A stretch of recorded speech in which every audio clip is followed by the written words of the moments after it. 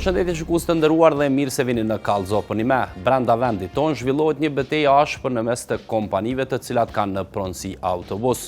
Vite më parë patëm denoncuar një situatë ku në rajonin e Prishtinës ishin përdorur edhe armët në mes të kompanive që operojnë përreth kësaj zone. Konfliktin e mes të kompanive të autobusëve në disa raste janë shndruar edhe në tragjedi, ndërsa shteti, si regulatori këtij tregu është treguar i pafuqishëm për të vendosur rregull në disa raste. Për të qenë të qartë, transporti publik me autobus është i rregulluar dhe shteti në këtë rast, Ministria e Infrastrukturës dhe komunat janë autoriteti i cili përcakton linjat, oraret dhe rrugët që përshkohen nga autobuset. Por në terren, ky sistem i përcaktimit të linjave nuk zbatohet në plotëni dhe si rezultat, qytetarët paguajnë më shtrenjtë e bizneset të caktuara edhe përjashtohen nga tregu për shkak të ndikimit të fuqishëm të disa kompanive tjera.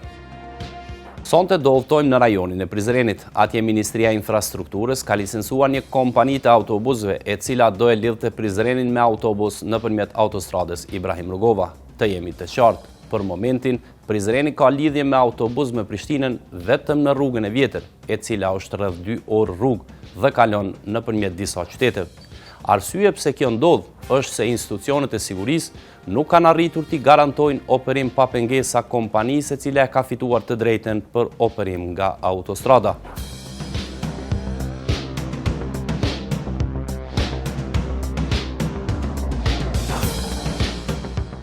Sipas rregullave, Ministria e Infrastrukturës në vitin 2023 hapi thirrjen për linjat të autobusëve të cilat lidhin Prizrenin me aeroportin dhe Prishtinën.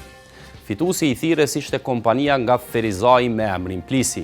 Kompania, edhe pse ka fituar të drejtën në operim, shoferët e kompanisë dhe pronarët u sulmuan nga disa persona vetëm për faktin se ata nuk ishin nga Prizreni. Sipas një dosje të prokurorisë që e kemi siguruar, me datën 4 mars 2024, një inspektor i komunës e kishte ndaluar autobusin, ndërsa pas hapjes së derës, 3 të dyshuarit antarë të familjes Gavazaj dhe një antar i familjes Kuqi futën në autobus dhe grushtojnë antarët e familjes Mustafa. Ky incident sulmi shënon edhe fundin e linjës së autobusëve për Prizren duke përdorur autostradën, që nga ajo kohë, kompania që e ka licencën dihet e pasigurt për të operuar.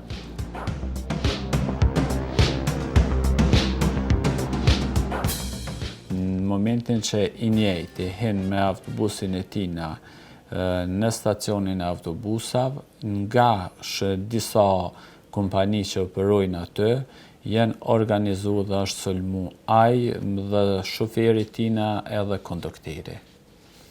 Pastaj rasti ka vazhdu për këtë rast, janë jep deklaratat në policinë, prokurori, dhe kemi pat rastin e dytë para 3 muajve afërsisht, dhe me të hyrën në stacion të autobusave, ku kom qenë edhe unë së bashku me ta, e kemi nalë në peronin që na është ndalë nga stacioni autobusave autobusin dhe me të dalë nga aty, kanë ardhur të njëjtat kompani dhe kanë bloku autobusin e tij me autobusa për të gjitha anet, dhe në një është ndalur përpara dhe i cili deklaron se i është prishur autobusi. Po ashtu, ajo për mua që ka qenë shokuese, ka qenë kërcënimet kanë vazhdu edhe në atë moment, edhe ata kanë thonë që nuk mujnë me leju as një kompani tjetër të operoj për pas nese. Çdo kompani këto që operon këtë stacion, është kompania e cila do të na keson neve, do të na pamundson neve punën në këtë stacion. Po me çfarë të drejtë ata e bojnë këtë punë? Mendimi i tyre është sepse kompania që merr licencë do t'i dëmton ekonomikisht ata dhe do ta kenë të pamundur me realizu hyrat mjaftueshme siç kanë realizuar deri më tani. Ani pse kompania që ne përfaqësojmë e ka marrë vinë edhe përmes autostradës, ndërsa këta kanë përmes rrugëve lokale.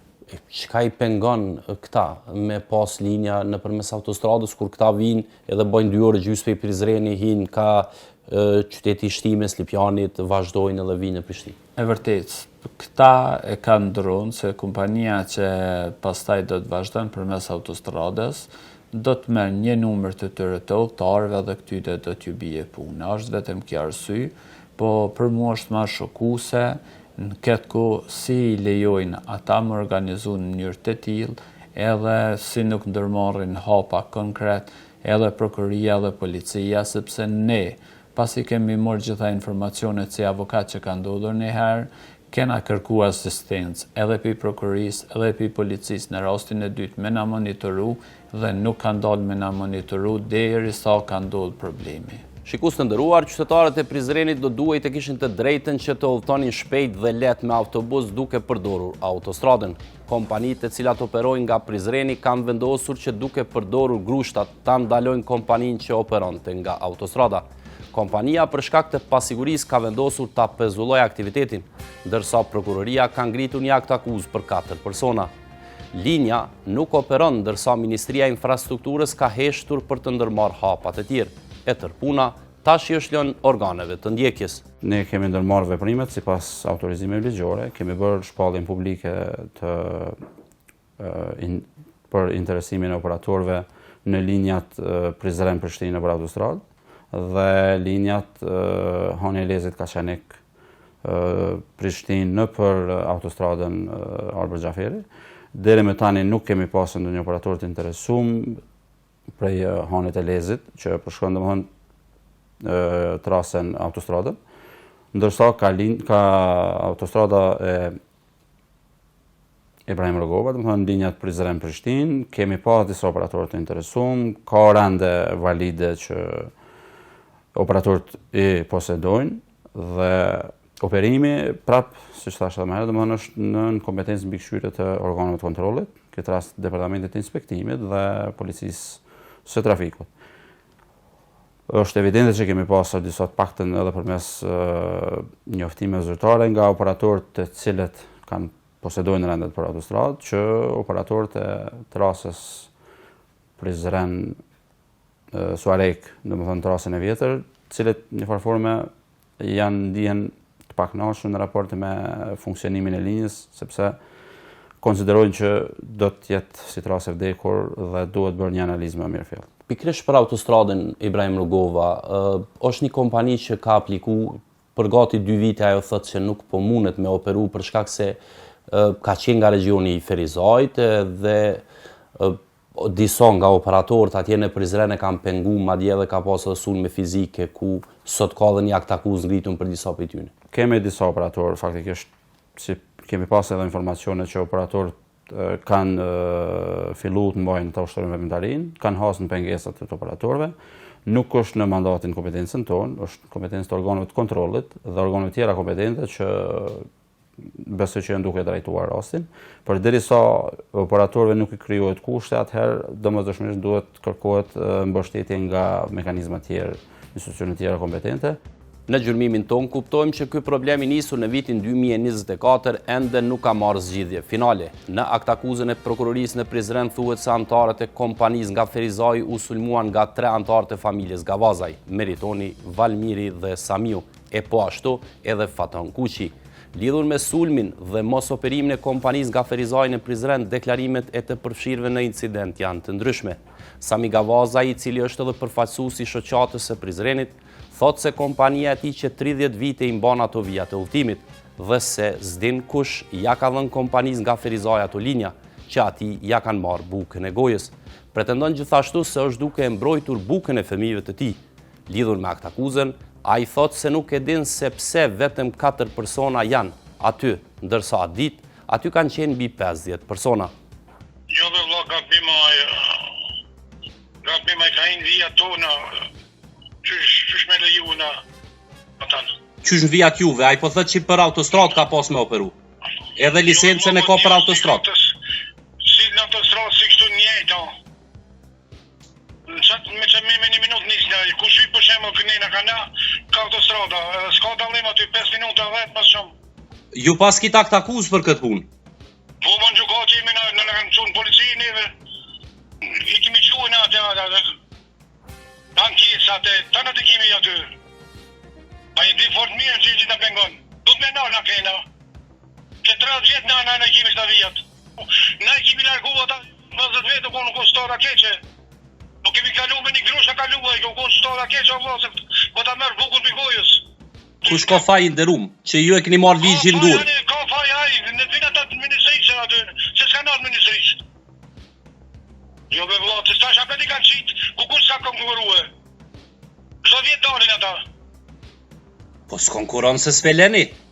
Këta çtu parësitohen. Mos ta mbrojmë, mos ta mbrojmë vetë, ka komë mbrojmë. Bukun e fëmijëve mi, mos ta mbrojmë, ku më vonë. Po veç nderuam, nëse ai ka licencë pagun taksa për me operu dhe ju nuk e leni. Na paguaj më një orar në kote, o vëlla. Po në licencë nuk po thotë që është me një orar, po thotë që është në rrugë tjetër. Ajo është në rrugën e autostradës. S'ka komë, ti si shkove me lidh, si shkove me shkove me një banesë, ki me shkove. Sipas asaj që e thot Gavazaj, kompanitë nga ky qytet kanë vendosur me sfidu autoritetin e shtetit dhe me pengu linjen e licencuar, se nuk do e lejojnë operimin e kompanisë nga Ferizaj në linjen Prishtinë-Prizren, e thot edhe akuzuari tjetër Faton Kuqi. Ai pretendon se një kompani e prish punën e mbi 50 kompanive të tjera dhe se jo vetëm këtë kompani, por asnjë kompani tjetër nuk do e lejojnë të operojë aty. Na kemi bërë protestë, do më ndaluat çat ku shkon çaj personi që ka ardhur me më gjatë linjë. Se për shembull? Po, që sa e mon gjatë linjë, neve na paralizon punën. Na jemi gjatë operator që do të më mshel na krejt nëse lejojmë ato me punë. Po ai thotë që s'ju kish pengu juve për shkak se ka apliku për autostradë. Ai po që ajo është sensa që ai na pengon krejtë. Nuk lejojmë më me na prish edhe që tras, edhe që pak punë që e kemë më arë dikush me na prish. Tash pse i teke dikuj në map dikur një vit autostradës. Domethënë krejt trasën tonë e paralizon. Po nuk është se i tekët, ato linjat i ka qit ministria, nuk i ka caktu ai. Po, jo ministria i ka qit. Edhe na mujna më apliku mi mora të vija, po na nuk aplikojmë për kuqë. Pse? As nuk kam i morë, se paralizohet trasa që i kena. Na jem të shku në Prishtinë, s'ka nevoj me shku tjetër ka. Pse për me caktu jo këtë punë kur shteti ka caktu që edhe për autostradë me pas linjë? Po shteti mas pari do të me na siguru punë neve, tani në qile autostradët ma që. Amo me punu s'kena me lo me punu. Jo to, për shdo që vjen që ato. Na veç shka mujna me bo, mu shtëri paratina i të na shket. Në ishë s'ka. Po me qëfar të drejte pe menon i ndërum që keni të drejt ju me bo këtë punë me nal dikan tjetër? Po unë kam drejt me bo protest, sigur çdo kush ka drejt me bo një protest. Po prap po thu që se len me operu edhe kof me ardh dikush tjetër. Absolut, kërkush hiq. Absolut. Na fizifikisht s'kena me prejk. Po protest s'kena me bo. Protestat të thumë, mo kështu s'ka mu mujtoj. Amo me bo protest edhe me thonë që se la me punu, janë dy sene pak të kundërta. Po ka lloj proteste bërë? Të grumbulluar në grup, pronarët dhe antarët e familjes që operojnë me bizneset autobusëve në Prizren i kanë dalë kundër Ministrisë së Infrastrukturës në licencat e saj për operim të autobusëve nëpërmjet autostradës. Sipas dosjes së prokurorisë, pasi një inspektor nga Prizreni ndaloi autobusin, pronarët e kompanive grushtuan pronarët e autobusit që kishin licencë nga ministria. Për shkak të probleme me sigurim fizike të licencuarit e ministrisë kanë ndaluar operimin. Në gjurmimin ton kemi kontaktuar edhe me të akuzuarin Valmir Gavazaj.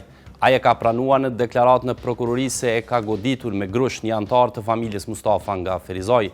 Por Valmiri, kur u kontaktua nga ne, tha se janë shtyr brenda autobusit dhe nuk e ka goditur askënd. Na di, na kemi dhonë verdiktin tonë për në prokurori, në gjykat, i kemi dhonë ata faqësit tona që kemi pas. Na jemi konë bita vëtë veta, atë nuk jemi konë veç na, po unë e këmë kry ata në gjykat, në pas temës. S'kam shka fulim ati për këtë temë, apo kuta. A e keni sulmu ju? Po na e kemi sulmu edhe kemi pranu faqësin, çka kemi thonë gjykat. Po se unë për shoh që ti në deklarate pas ke thonë që e ke rrok me grusht. Ja, jemi shtyne me zvetin, nuk e këmë deklarat, jemi shtyne. Po veç që këtu po thët në deklaratën i pandehuri Valmir Gavazaj, veç ta lexoj çfarë thët, në atë moment kam hyrë unë dhe e kam goditur këtë person me grusht. Mi shtyne me zveti, jemi shtyne vëlla, se kemi rrok kështu. Ju po thuni aty nikon 80 vet. A keni dal ju me pengu ato mos me lan me operu, a për çka keni dal aty? 80 vet. Për çka? Por tashti e din ata për çka, apo kupton? 80 vet kemi dalë që aty.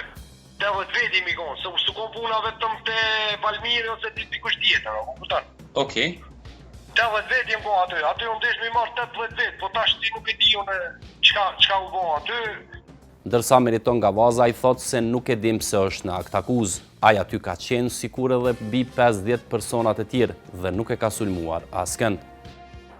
Unë veç komunimi nda, komunimi së bo ma madhe, më dhe nuk është që ka edhe kumpas në sen i involvu në aktivitar me protestu në mënyrë paqësore, po tani aty është kalaj situata pi plot dhe jo veç pi neve familjes tonë. Shatë nuk u kanë veç familja jonë, nuk kanë të transportus me familjar. Tjetër koshe njëse na e hangrëm të qështje, ma hone i që asë s'kom pas bëjmë me ta, si më i qisi që pa që i përshim, që më ka pi punës që ashtot. Sulmi kishte ndodhur në prezencën e inspektorit komunal të komunikacionit në Prizren. Në cilësinë e dëshmitarit, ai ka treguar para policisë e prokurorisë qysh ka ndodhur ngjarja. Ne kemi tentuar ta marrim një deklaratë nga inspektori, por zyrtari i komunikimit me publikun në komunën e Prizrenit, Ymer Berisha, tha se duhet i referohemi vetëm deklaratës së inspektorit në organet e rendit.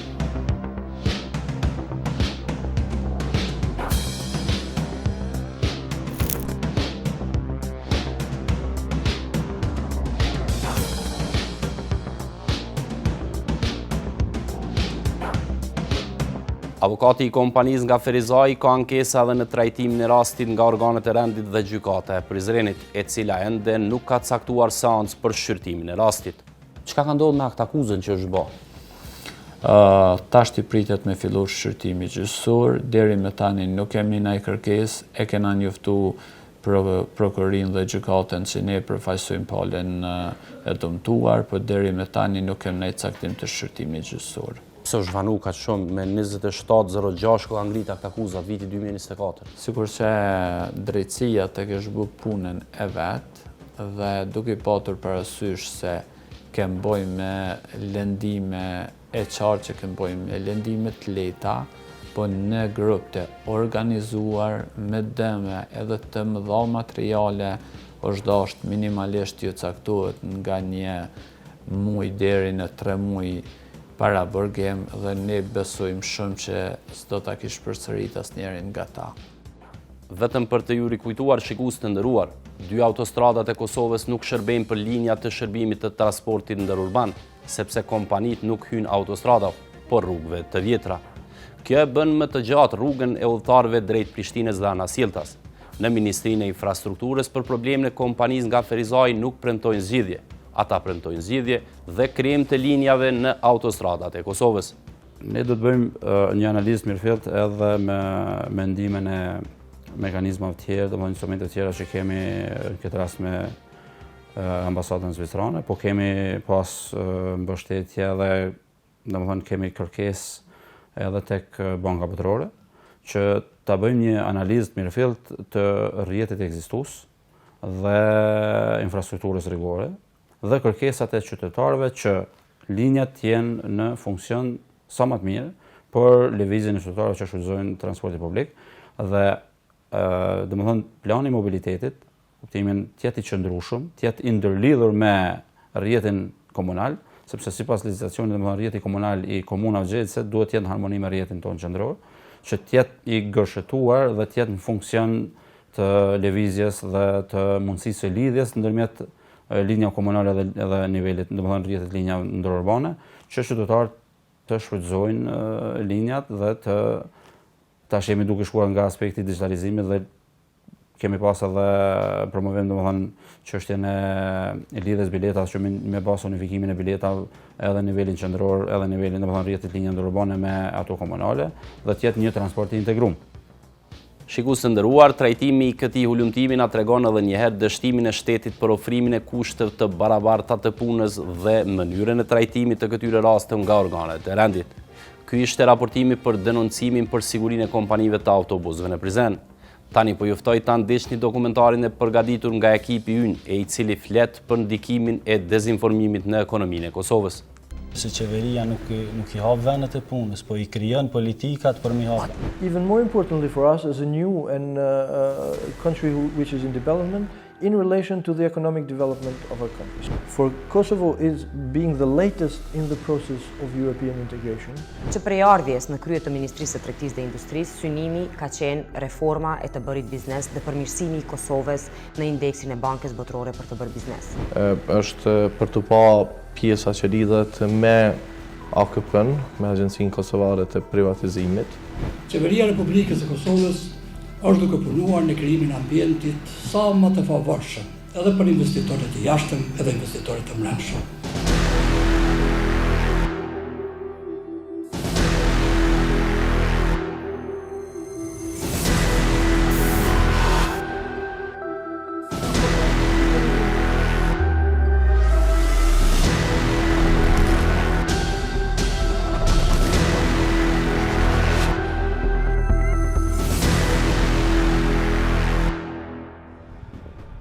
Ka pasur përpjekje të vazhdueshme nga Serbia që të prezantoj Kosovën si një shtet pas status të definuar. Shteti serb ka qenë aktivisht i angazhuar kundër privatizimit të asoj që ata kanë quajtur pasuria atyre. Fatkeqësisht pritjet nuk janë realizuar. Ka pas nëpër mediumet ndryshme të cilat në mënyrë të sponsorizimit ose të bashkëpunimit ose gjëra të ndryshme i kanë paraqit prodhimet kosovare si prodhime jo të sigurt. Po, propagandë ka qenë shumë e fuqishme kjo që qumshtorët e Kosovës prodhojnë produkte vetëm me qumshplu.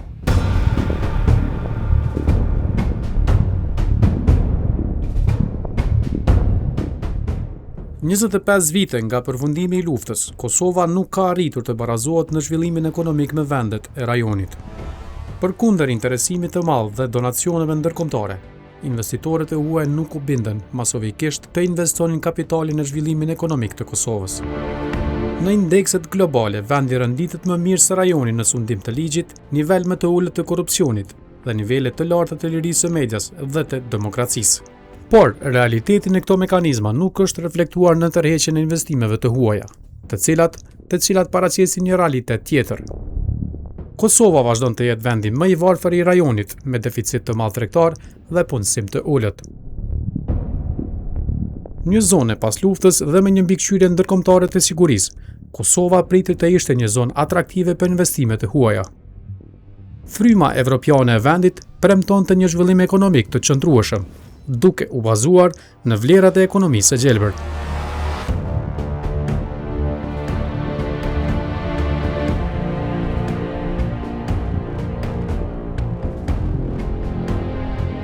Kosova ishte pjesë e Ish-Republikës Federative të Jugosllavisë, me një ekonomi shtetërore të planifikuar. Transformimi në demokraci u mundsoi shteteve të Ish-Republikës Federative Jugoslave të privatizonin ekonominë dhe të rifunksionalizonin ndërmarrjet e ish-komunizmit. Për dallim nga 6 republikat e Ish-Republikës Socialiste Federative të Jugosllavisë, 25 vite pas luftës, disa prej gjigantëve të ekonomisë së vendit kanë ndryruar aktivitetin biznesor, kanë falimentuar ose janë barë për shtetin, pasi nuk arritën të tërheqin investime nga kompanitë ndërkombëtare. Narrativat dezinformuese me burim kryesisht nga Kremlini dhe Serbia, që nga viti 1999 kundërshtuan ndërtimin e secilit institucion në Kosovë. Bashkë me kontestimin e pavarësisë, këto narrativa dëmtuan rëndësigurinë e investimeve në Kosovë.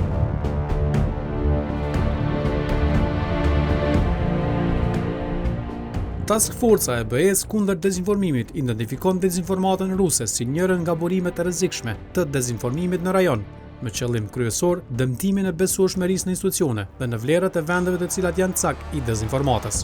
Por, cili ishte sulmi i parë i kësaj natyre që u bë ekonomisë së Kosovës? Ishte viti 2000 kur misioni i OKB-s në Kosovë nisi transformimin e ekonomisë nga ajo shoqërore në ekonomi të privatizuar. Procesi qëndroi i bllokuar deri në vitin 2005 për shkak të reagimeve nga Serbia. Miliona euro u investuan për të promovuar shitjet e ndërmarrjeve kosovare në procesin e privatizimit, por reklamat deri në revistat e famshme botërore nuk mjaftuan. E shtyr nga Rusia dhe e përkrahur nga Serbia, dezinformatat sulmoi menjëherë procesin. Mjegulla e krijuar synonte të delegitimonte procesin duke pretenduar në vazhdimsi që pronat shoqërore ishin në pronësi të Serbisë. Qindrat deklarata e komunikata nga politikanët e influencerët e dy vendeve i dekurajuan investitorët, si rjedhoi prona e nxjerrë në shitje u ble nga biznesmen lokal, të cilët nuk arritën të kthenin bindshëm namin e ekonomisë. Një fushat tjetër e dezinformatës dokumentohet në kredibilitetin e prodhimeve vendore dhe orientimin e ekonomisë së gjelbër. Pritjet nga procesi i privatizimit kanë qenë shumë të mëdha. Shumë të mëdha kanë qenë. Njerëzit kanë menduar se nëse hyjmë në këtë proces të tranzicionit, si fazë kryesore privatizimi, atëherë mjetet që do të sigurohen nga procesi i privatizimit do të kthehen në ekonomi dhe do të krijohet një bazë financiare e re për prodhimtarie, për zhvillim ekonomik, plus ndërmarrjet ekzistuese do të funksionalizohen dhe edhe ato do të ringjallën dhe do të japin efekte paralele që do të thotë një efekt shtesë do të kemi. Fatkeqësisht pritjet nuk janë realizuar. Tash nuk mund të rrim me këmbët ekonomia ku statusi juridik, po edhe politik, sepse Kosova ende se kishte definuar statusin politik, ishte i paqartë dhe nuk mund të asnjë investitor i huaj, po as vendor nuk mund të vazhdonte të bënte investime në rast se nuk e ka të sqaruar të ardhmen e atyre ndërmarrjeve. Dhe 2002 deri thjesht 2005 ta thujet që numëronte në vend dhe nuk arrinte të bënte asgjë. Në kohën kur ka fillu procesi i privatizimit atëherë, e mojnë mend që shteti serb ka qenë aktivisht i angazhuar kundër privatizimit të asaj që ata kanë quajtur pasuria atyre. Dhe kjo me domos i ka tremb investitorë serioz në vendet e Bashkimit Evropian, të cilët kanë pas interes për ato kompani dhe ka rezultuar që pastaj një pjesë e madhe atyve fabrikave të mos përfundojnë të jenë fabrika fare. Po, fatkeqësisht ka pas faza të ndryshme të valjeve të dezinformimit ndaj proceseve të rëndësishme ekonomike, në veçanti atyre investive për Kosovën. Gjatë periudhës time si zëvendës kryeministre dhe ministre e tregtisë dhe industrisë, kjo ka pas bëj ekskluzivisht me statusin e Kosovës, pasi që ishin atëherë vetëm 3 e më vonë 4 vite që Kosova kishte shpallur pavarësinë e saj dhe ka pasur përpjekje të vazhdueshme nga Serbia që të prezantoj Kosovën si një shtet pas status të definuar ose si një territor pas status të definuar me dezinformata të vazhdueshme se investimet nuk janë të sigurta në Kosovë për arsye se pronësi në asetet strategjike dhe në disa prej kompanive që ishin qoftë shoqëri pjesë të AKP-s dhe ndërmarrje shoqërore apo shoqëri aksionare më tutje, janë në pronësi të Serbisë dhe ato do të kontestohen një të ardhme të afërt. Natyrisht si informacion i tillë që shkakton edhe frikë, pasiguri e natyrisht edhe blokad tek investitorët për të ardhur në Kosovë. Në 25 vite, qindra mesazhe dhe deklarata politike të cilat ngjallnin pasiguri juridike për privatizimin, arritën të krijonin një klimë pasigurie për investimet serioze në vend. Në ambientin e ngjashëm në Ballkan, të dhënat tregojnë që investimet nga jashtë janë disa herë më të larta, investimet në Serbi, Maltezi dhe në Shqipëri. Në kërkimet të thjeshta në internet dokumentohet se mesazhet kryesore të shpërndarë në këto 25 vite pretendonin që ndërmarrjet në Kosovë ishin në pronësi të ndërmarrjeve dhe aksionarëve nga Serbia. Zyrtar nga qeveria e Serbisë në vazhdimsi pretenduan se ndërmarrjet nga Kosova ishin në kredite të larta në bankat e Serbisë dhe kushdo që do t'i blente, do të blente borxhe të larta. Me një kërkim të thjeshtë dokumentohen mesazhet të cilat pretendojnë që Trepça është një ndërmarrje zhytur në borxhe në Serbi, ndërsa Ujmani apo njëri nga liçenet ku prodhohet energjia elektrike është pronësi 100% e Serbisë. Unë besoj që në një ambient më të favorshëm ndërkombëtar, po edhe pa këto pengesat për cilat po flasim, edhe procesi i privatizimit në Kosovë ka mujt me prodhu rezultate më të mira se sa rezultatet të cilat janë prodhuar. Ballafaqimi ynë i parë ishte me letra të cilat Serbia i dërgonte drejt për drejt me informacione të sakta të gjitha kompanitë që shprehnin interesim që të vinin tek ne. Dhe pastaj në një bashkë koordinim me ambasadën amerikane, përgjigja tek letra e Serbisë që drejtoi investitorëve erdhi nga vetë Departamenti i Shtetit. Do të thotë nga brengat e kompanive që dërgonin tek ne, normal si institucione përfaqësuese të Republikës së Kosovës, ishin Departamenti i Shtetit që kthente përgjigje në raport me statusin e Kosovës, pronësinë e aseteve në Kosovë dhe sigurinë e projektit. Dhe që këto të trijat në një farë forme ishin si fakte që garantonin investitorët që mund të vinin në Kosovë. Njëra prej qëllimeve të dezinformatave është me ngjall frikë, me ul besimin në institucione, në procese. Dhe këto kanë qenë ato dy elementet kryesore që kanë ndikuar në procesin e privatizimit.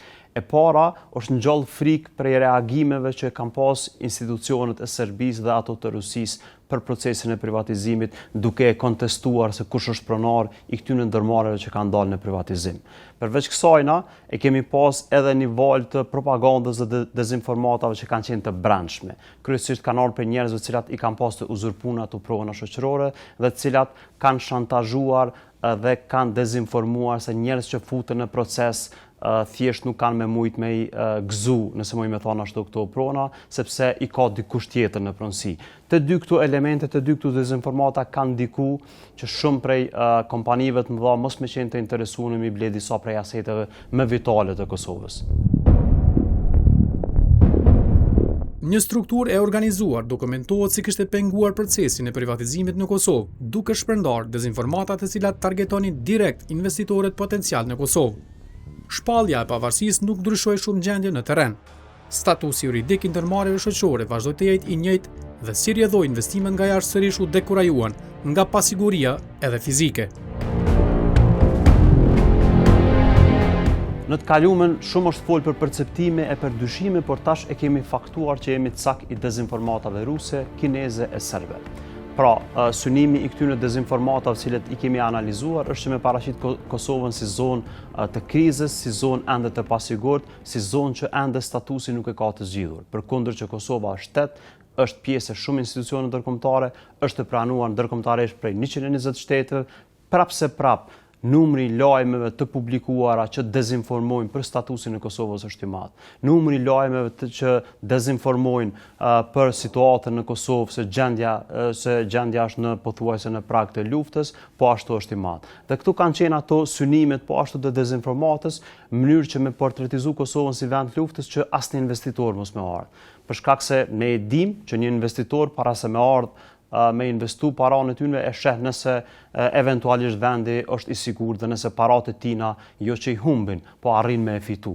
Dhe nëse ka kaq shumë lajme të rreme që publikohen nëpër mediat e huaja, atëherë kjo ka ndikuar që një pjesë e investitorëve thjesht mos me ardhë në Kosovë me investu.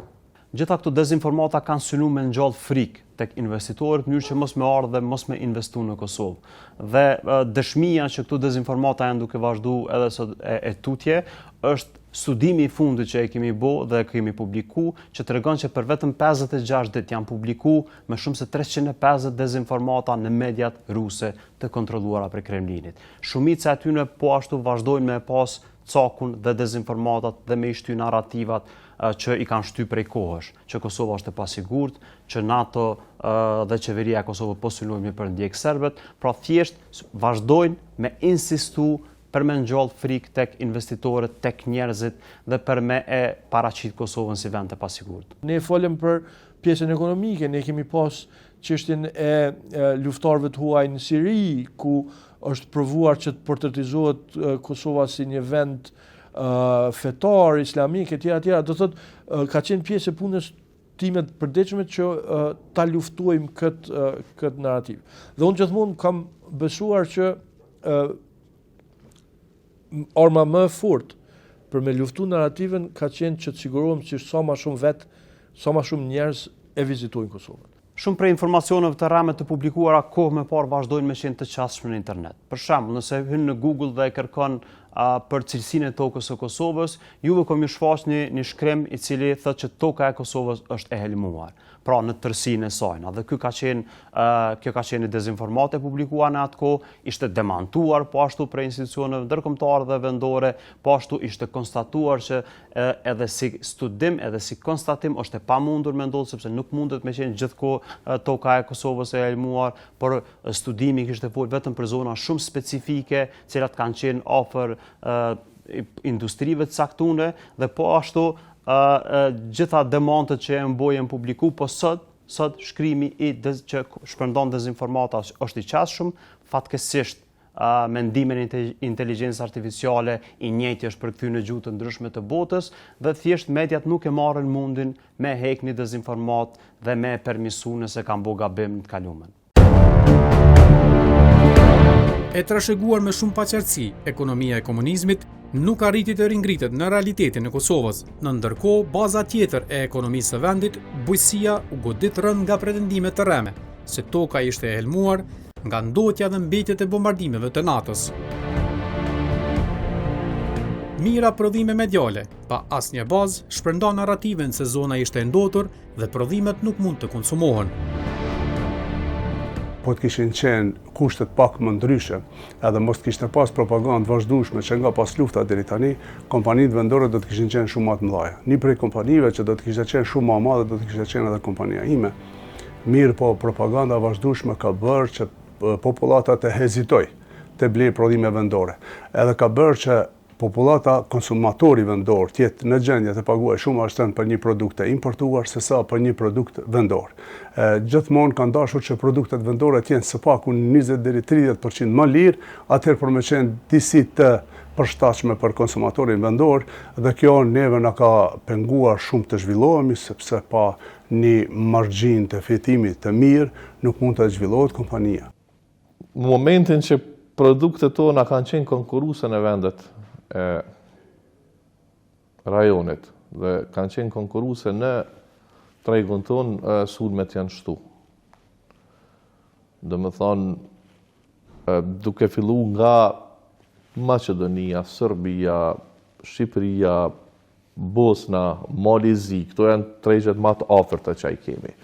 Dhe në disa prej këtyre tregjeve, në momentin që është shtu prezenca e produkteve tona, apo në momentin që për produktet e këtyre vendeve është kriju konkurencë këtu brenda tregut, atëherë janë shtu edhe sulmet.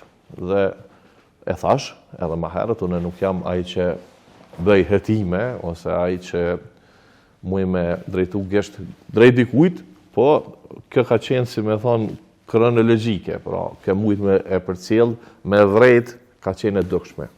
Vazhdimisht ka pas në për mediumet ndryshme të cilat në mënyrë të sponsorizimit ose të bashkëpunimit ose gjëra të ndryshme i kanë paraqit prodhimet kosovare si prodhime jo të sigurta, jo të mira, jo cilësore, për çdo produkt kosovar që ndoshta i ka skaduar fati ose ka dalë një produkt i prishur, është bërë propagandë e madhe, ndërsa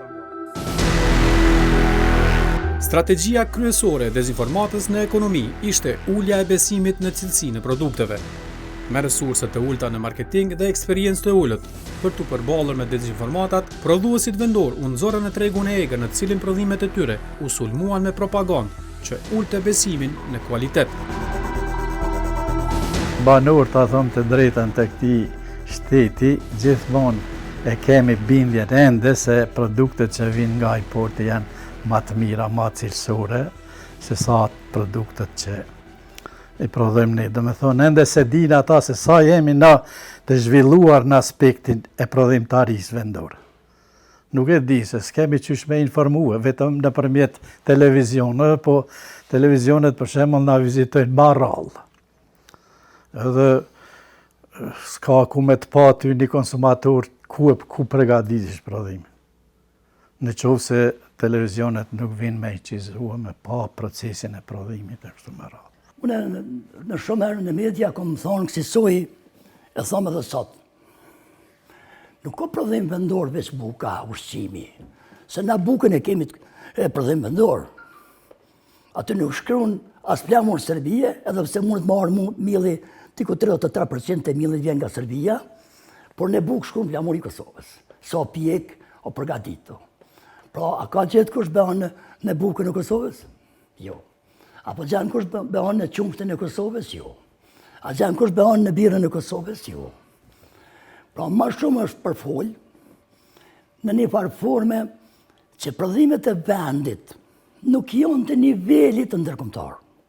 Edhe mos të harrojmë, parasysh se niveli ndërkombëtar është 100 vjet para nesh. Ka një teknologji tjetër, por që sa i përket shëndetit dhe përdorimit për ushqim, është i mjaftueshëm.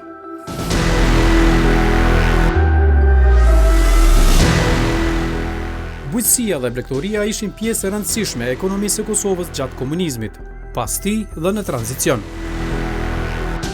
Dy veprimtarit u goditën me dezinformata që ulin skajshmërisht besimin në cilësinë e produkteve përkundër faktit që disa nga produktet kishin certifikata ndërkombëtare dhe eksportoheshin edhe jashtë vendit. Qytetarët vazhduan të besonin në mitet e thashethemet dhe dezinformata.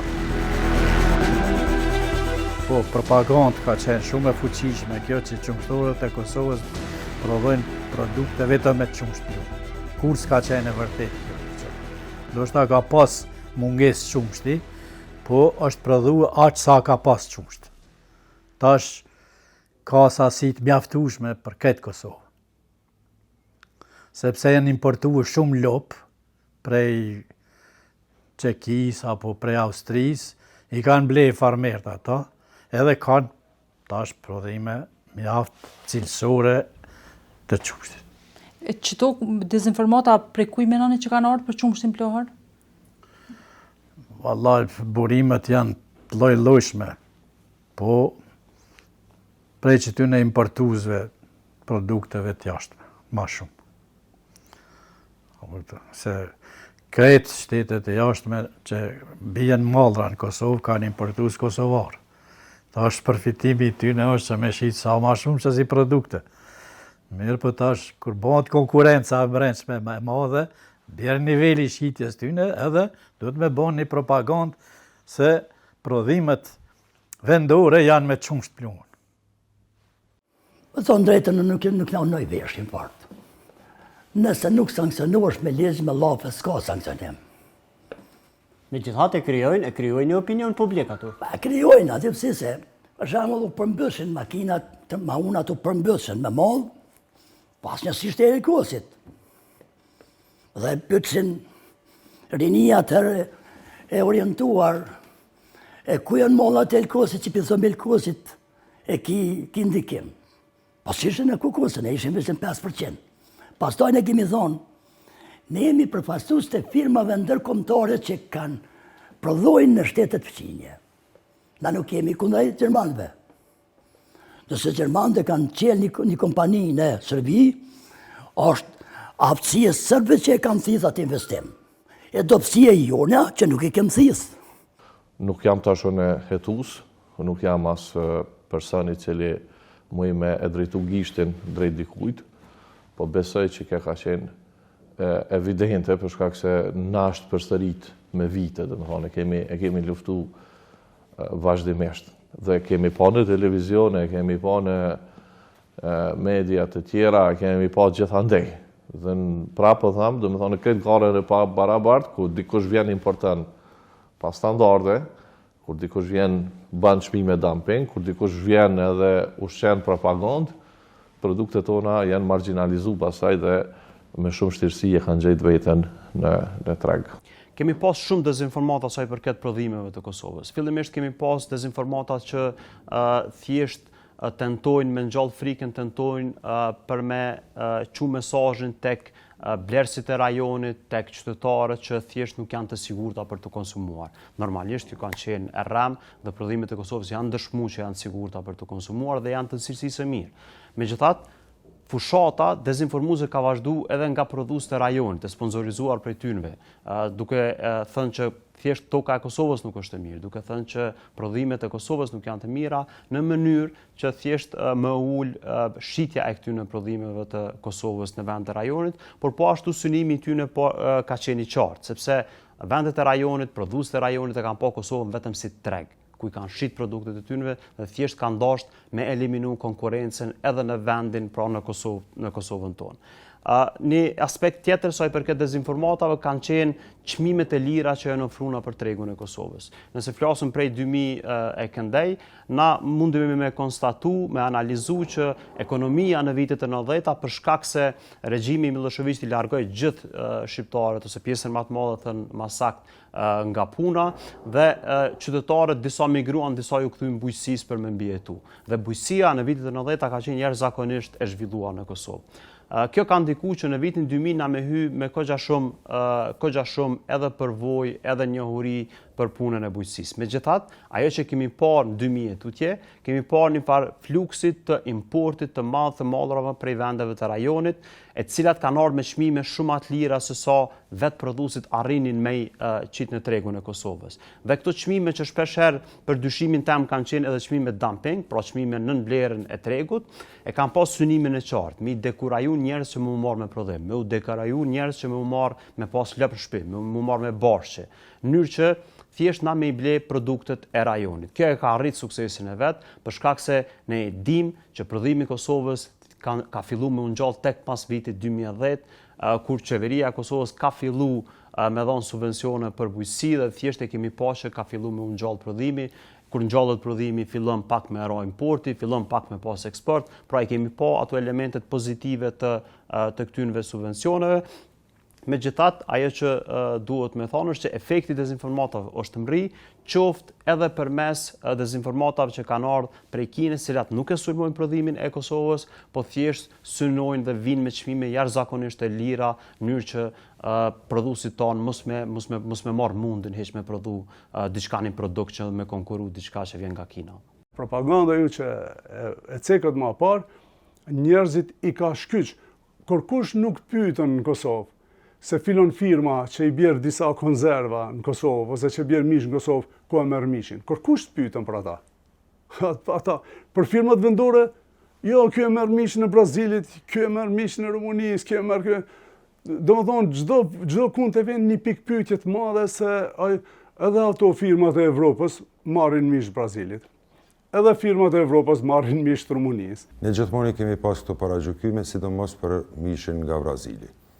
Për me shpjegu ma mirë, ndoshta te para publikut, është më rëndësi dihet që ne lejojmë importin e produkteve nga Brazili, mishit konkretisht, vetëm nga ato fabrikat që janë të lejuara për Bashkinë Evropiane. Do të thonë ato fabrikat cilat mund të lejojnë, që mund të eksportojnë në Bashkinë Evropiane, ato të njëjtat mund të importojnë edhe në Kosovë. Do të thonë një mish në tregun e Kosovës, i cili është nga Brazili, është i njëjti mish i cili hyn edhe në Bashkinë Evropiane.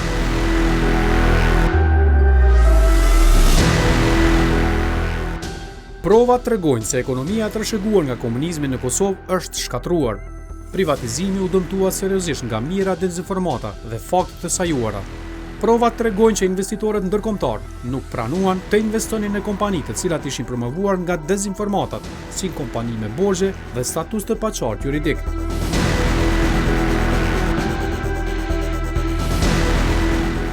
Investimet e tjera në dezinformat dëmtuan rënd imazhin e prodhuesve vendor.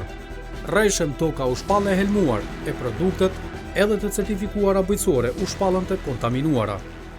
Burimet shumëta konfirmojnë se investimi për të prodhuar dezinformata për prodhuesit vendor ishte i lartë. Fatkeqësisht, të dhënat tregojnë se dy investimet, edhe ai për të dëmtuar privatizimin, por edhe ai për të dëmtuar besimin në prodhuesit vendor, patën sukses të lartë. Krahasuar me rajonin, Kosova ka deficit në zhvillimin ekonomik dhe në punësim. Si vendin me pro-integrimeve në rajon, Kosova është dëshmuar se është cak i dezinformatave edhe në integrimet evropiane. Si rrjedhoi koncepti i ekonomisë së gjelbër kundërshtohet ende pa u nisur në vend. Konspiracionet për ngrohje globale, mohimi i fakteve për ngrohje globale, shpallja si të pavlera e investimeve në ekonominë e gjelbërt janë disa prej narrativave dezinformuese, të cilat synojnë të shkatrojnë orientimin evropian ekonomik. Është e qartë, ose njerëzit janë të paguar për të shtyrë një dezinformat, ose thjesht nuk e kuptojnë një pasojën e një dezinformate që është shtynë. Kështu ka ndodhur edhe me politika që synojnë me mbrojt ambientin dhe synojnë me promovuni ekonomi të gjelbert, për shkak se ajo që kemi parë edhe në vendet e Evropës, por edhe në Kosovë, është që dezinformata ruse e ka pas cak politikën e gjelbert, e cila ishte promovuar dhe vazhdon të promovohet prej Bashkimit Evropian, për shkak se ata synojnë me shit edhe naftën edhe gazin e tyre në tregun e Evropës, dhe këto dezinformata shpeshherë na kanë rri edhe në Kosovë, dhe na plot njerëz i dëgjojmë dhe i shohim duke thonë që thjesht nuk besojnë në efektet e ngrohjes globale, dhe kjo normalisht është për t'u habitur, për shkak se ne qysh sot kemi filluar të shohim disa prej atyre efekteve, për shkak se shohim vërshime të shumta, shohim shira të rrëmbyshëm, dhe normalisht që Kosova duhet me i njek hapat dhe standardet cilat i ka vendosur Bashkimi Evropian sa i përket mbrojtjes së ambientit, sa i përket kufizimit të emetimit të CO2-shit, pra nga djegja e linitit dhe djegja e fosileve të tjera. Ngrohja globale edhe efektet e tyne po ndihen në mënyrë të vazhdueshme.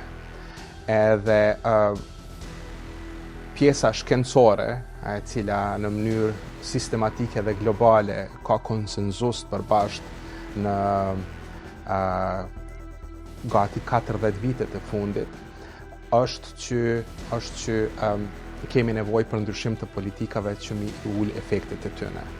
Edhe kjo i afekton një nivel të caktuar të bizneseve, të cilët merren duke nisur prej atyre të cilët merren me nxjerrjen, përpunimin edhe tregtimin me lanë fosile. Edhe shumë prej kjo do të thonë edhe që janë pjesë e një sistemi i cili është shumë i fortë financiarisht, edhe që ka fonde për me harxhu për lobim, për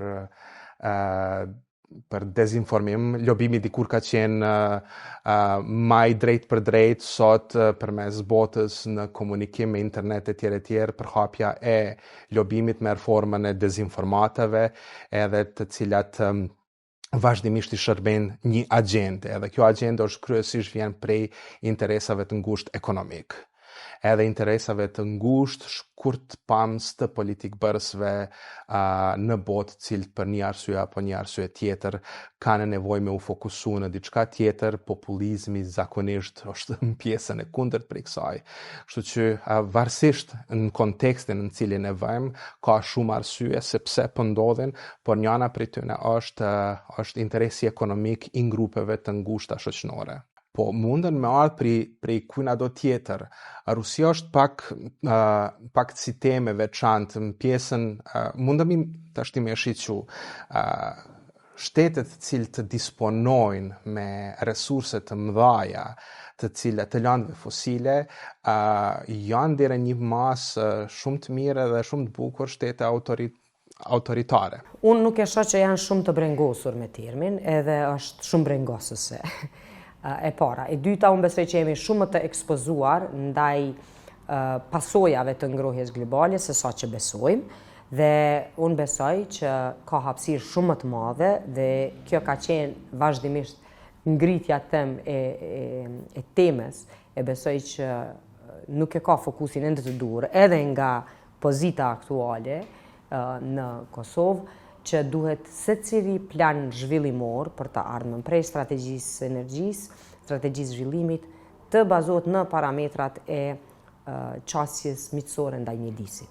Nuk po arrim që të sjellim në fokus primar, që të mund të besojmë se edhe zhvillimi, edhe kreativiteti, edhe inovacioni mund të gjitha paralel të zhvillohen në një hap të përshpejtuar, duke qenë miqësor ndaj mjedisit. Jo domosdoshmërisht duhet të zgjedhemi midis zhvillimit dhe ruajtjes normave mjedisore. Se ky është perceptim i gabuar që sot e dëgjon tek njerëzit.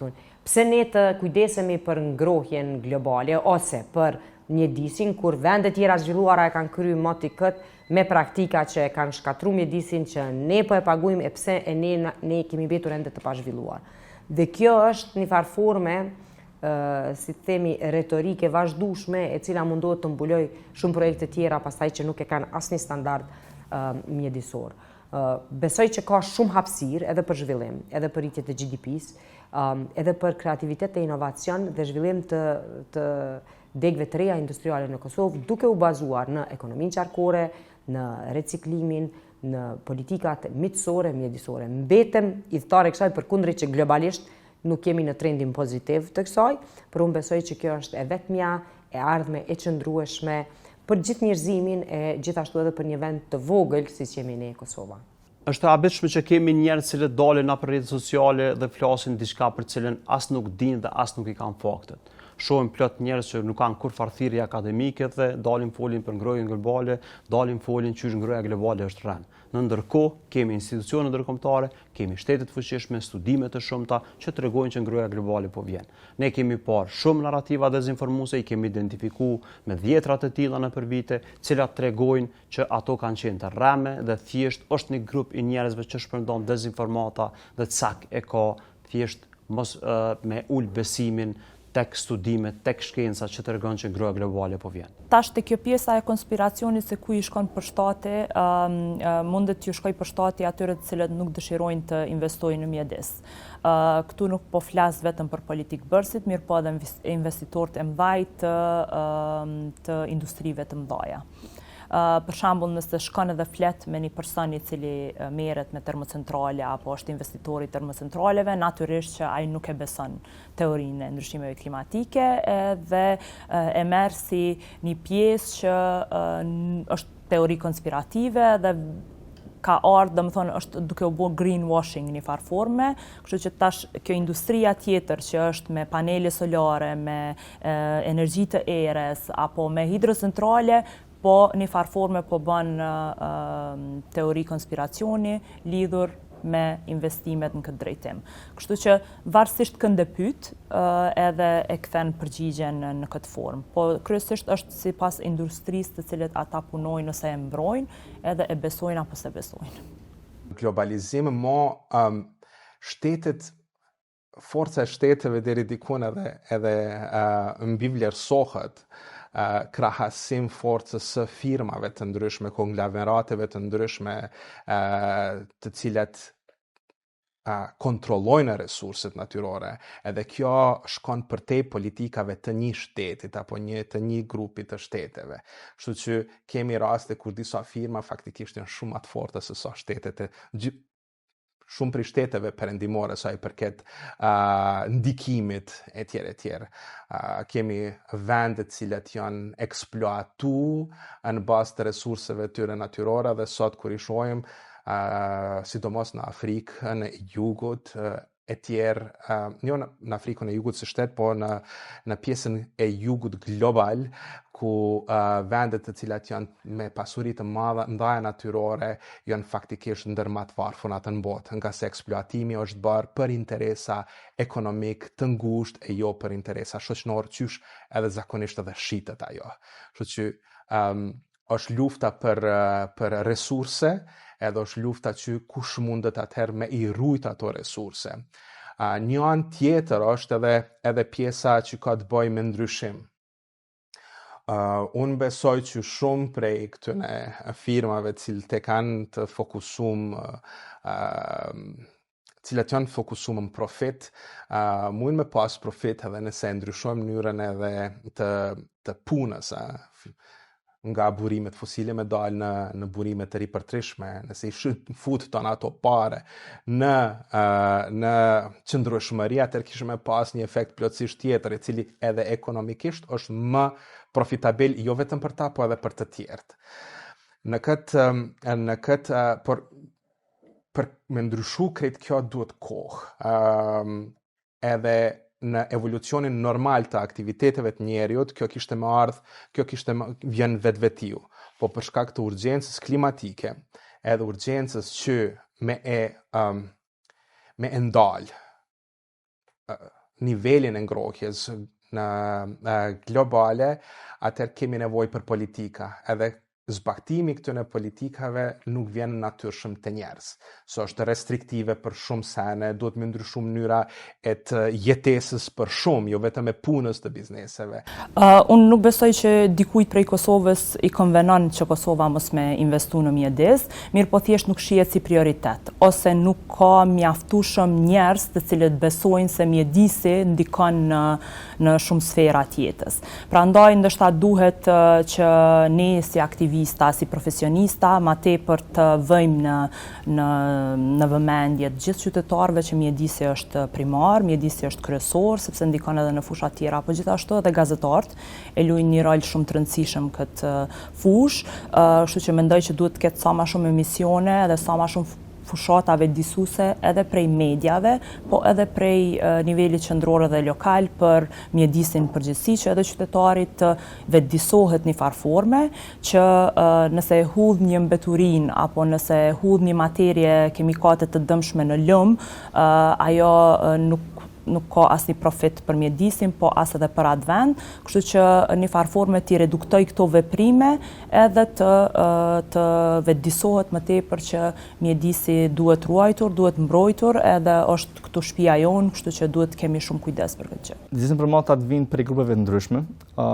Fatkeqësisht në disa raste edhe nuk kemi grupe interesit specifikisht, po kemi edhe grupe që vetëm fillojnë me besu diçka në mënyrë absurde.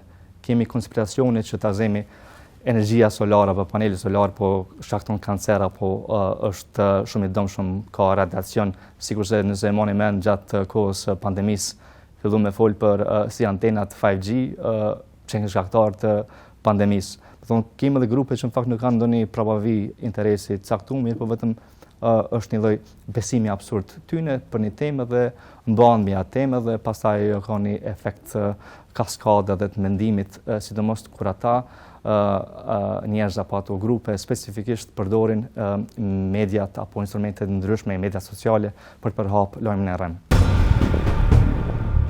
Konspiracionet për ngrohje globale, mohimi i fakteve për ngrohjen globale, shpallja si të pavlera e investimeve në ekonominë e gjelbërt, janë disa prej narrativave dezinformuese, të cilat synojnë të shkatrojnë orientimin evropian ekonomik.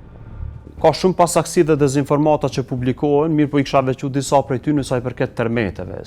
Kur do herë që kemi një termet që është i faktun që ka ndodhur në Shqipëri ose në vendet e rajonit, me automatizëm burojnë lajmet e rreme të cilat tregojnë ose tentojnë me ngjall panik dhe paralajmërojnë kënd se do të ndodhë një termet i arshëm, ndaj do të jetë shumë më i fuqishëm se ky që ke paraprak. Dhe normalisht këto paralajmërime kanë qenë të rreme për shkak se ekspertët kanë treguar që përkundër shumë studimeve është shumë e vështirë dhe pothuajse e pamundur me parashiku kur do të ndodhë një termet dhe epicentrin e tij apo shkallën e tij.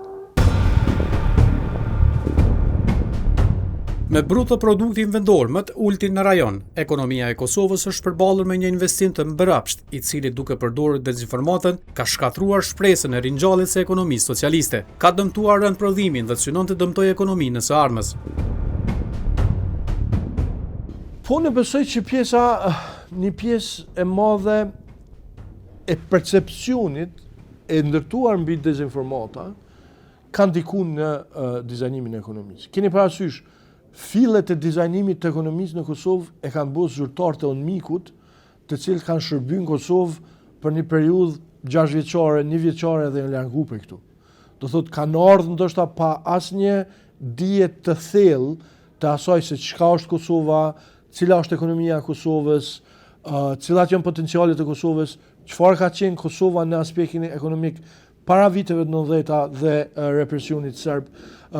Pa asnjë nga këto informata dhe kanë marrë vendime për atë se si duhet të duket ekonomia e Kosovës gjatë kohës që ata udhëheqin këtu. Dhe janë informuar kryesisht nga konflikte tjera në botë, të cilat kanë qenë gjithmonë totalisht ndryshme nga rasti i Kosovës dhe nga lufta në Kosovë, po edhe nga potenciali i Kosovës. Prandaj, duke mos e pas besimin të ndikuar nga dezinformata që Kosova ka kapacitet zhvillimit ekonomik, kanë dizajnuar një sistem i cili u bazu fillimisht dhe pastaj fatkeqësisht për një kohë gjatë plotësisht në tregti. Neve na u dash, si them, si institucionet Kosovës asoj kohë, të bën impresion dhe të kërkesa kryesisht të qeveria e Shteteve të Bashkuara. Unë personalisht kur isha në lutjet mëngjesit në shkurtin e 2005-s, kërkova takim Departamentin e Shtetit dhe u ankova me atë që ishte qëndrimi i qeverisë të Kosovës, si ekonomia e Kosovës po mbahet peng e një agjencioni i cili s'është efikas fare, për shkak se atë agjencion e udhëheste një Gjerman Nikola Lambsdorff dhe një Maria Fuji ishte po ashtu një drejtore ekzekutive.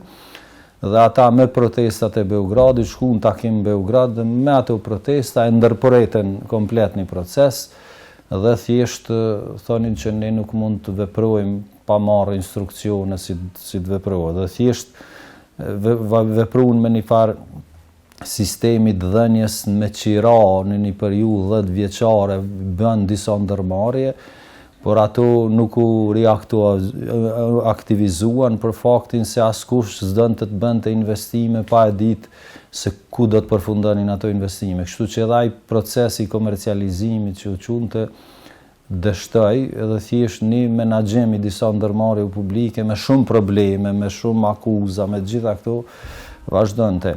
Dhe ne kishim një përshtypje që pjesa evropiane që e kishte përsipër shtyllën e 4 të mikut për ekonomi, nuk po e bën detyrën si duhet dhe u ankuam te amerikanët. Ata në atë shkurtin e 2005-s më premtuan që do të merren seriozisht me këtë çështje dhe do të ndryshojmë njerëzit në atë strukturë dhe ajo ndodhi fatmirësisht. Ndodhi që në shefi shtyllës 4 të mikut vjen Joachim Rücker, një njohësim i një doktor e ekonomisë, mandej në kryt bordit të erdhi po ashtu një anglez, mandej zavend shefi përfaqësuesit special erdhi Lari Rosen, një amerikan, një njohës shumë i mirë i situatës Kosovë.